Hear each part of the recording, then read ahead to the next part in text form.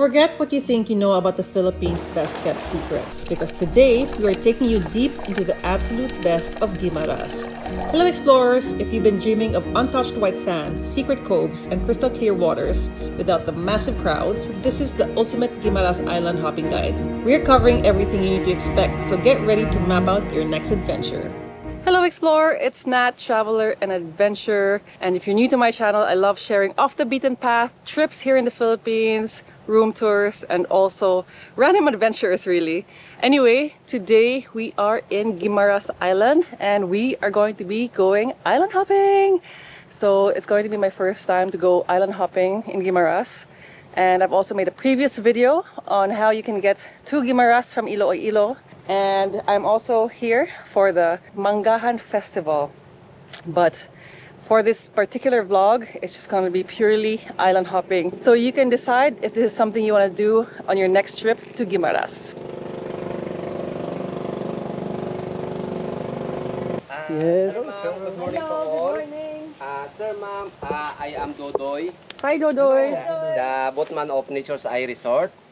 Sir, ma'am, just to inform, the Highland hopping, 2.5 hours, 2,250 pesos. Every succeeding hour, ma'am, sir, you need to pay 500. Some destination, ma'am, if you want to stay in swimming there in floating cottage, you need to pay the entrance 50 pesos each. There in Taklong, Tandog, Natural Park, all tourists required to register the name to feed the environmental feeder. Foreigner, 100 pesos each. Local, 50 pesos each. Okay. That's all, ma'am, sir. I am Dodoy, the boatman of Nature's Eye. Okay. Thank you. Kuya, how many stops? First, Balas Balabag Sandbar, second Taklong, third floating, 4 stops, sir, 4 ma'am. stops. Yeah, Okay. yeah. But, Alright. we have a boardwalk mangrove, sandbar, floating cottage. Oh, so much to do here. So many spots. First time here in Nature's Eye, sir, ma'am? Yes, first time. Excuse me, sir, ma'am. Sir, ma'am, careful. Please hold the rope. Okay, careful, ma'am, sir.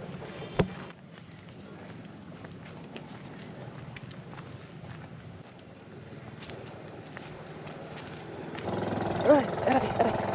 Aray. Ma'am, careful, ma'am. Hawak lang po, ma'am, sa kawayan po. Woohoo! Oh. Aray.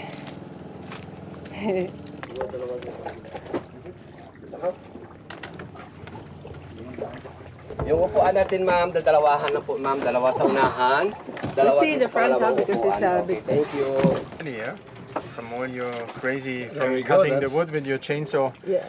That was very nice, you know, like training without. Cada día el sol nos recuerda que la vida empieza otra vez.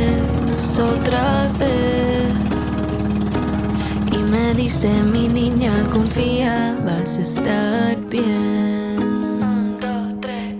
The other side, that is Magic Island Resort. Then the other side, the Long Beaches, that is Kabugan Adventure Resort. Ma'am, sir, during low tide time, you can walk from Kabugan going to Magic Island during low tide time.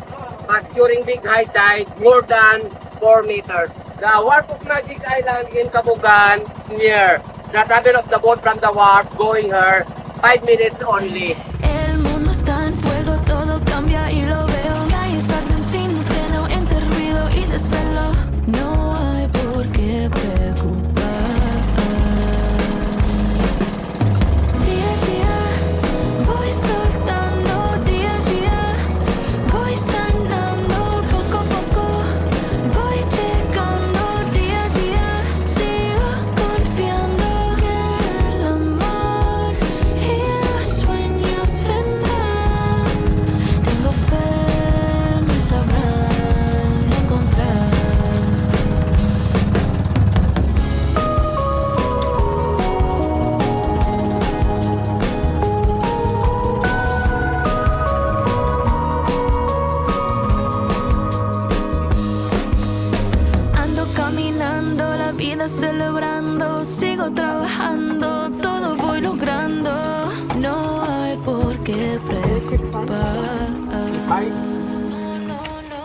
No me apuro por amor, si se va que diga adiós. Todo llega a su momento y lo bueno llega a tiempo. Yo sé Nice. que todo llegará.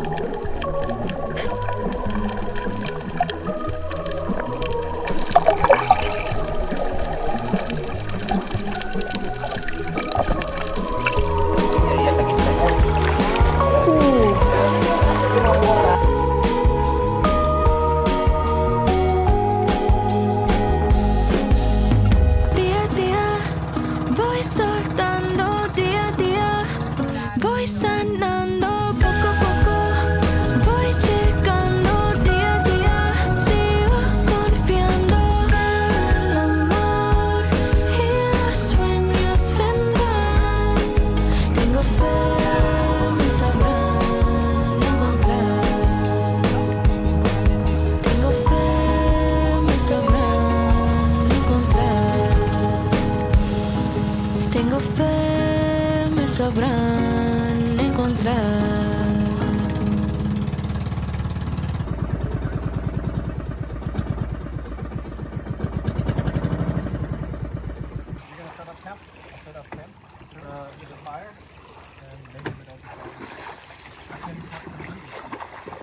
Ito po ma'am, Apogan Island po, part po ito ng Taklong Island, Taklong Tandog Natural Park. Itong Taklong Island po, marine protected area po ito. Bawal dito mag-fishing pag gumamit ng pana, gumamit ng lambat. Yung alaw lang mag-fishing dito po sa Taklong marine protected area, pamingwit lang po ma'am. Okay, thank you. thanks. So, mango, island, Guimaras. The perfect mix.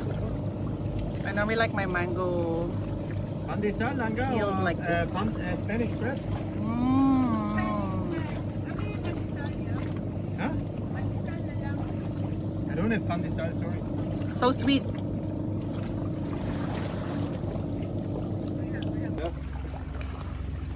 Pero ito, sa totoo lang po ma'am, dito po sa Apogan Island, bira lang kami dito magstay. Because? Yeah. Because this is part of the destination, but we must be there the other side. You have a sandbar the other side, yeah. But in the swimming area also, you can long stay here if you want ma'am. Okay. What is it? Ensimada. Yum. So much bigger. Mama's bakery. Mm. From Mama. Not Papa. Yummy. Yummy.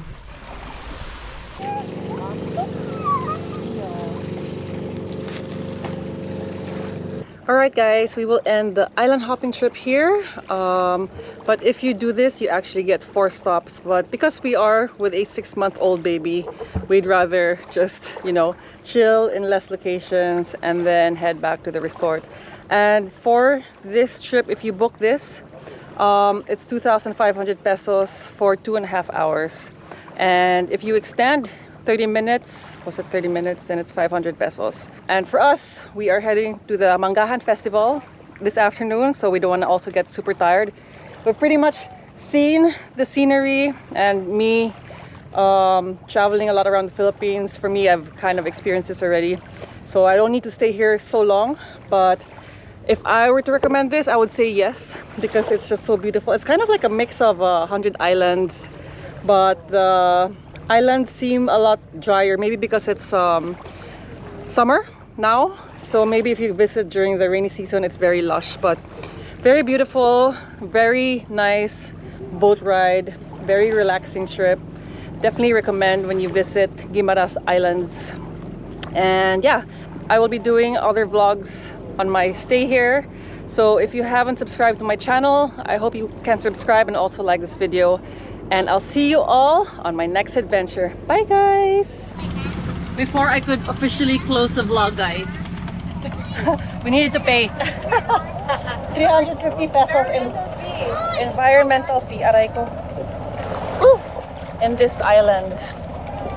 Lots of guests kasi it's weekend. It's a Saturday today. So 350 pesos per person. But we're not staying here. Just paying and then heading back.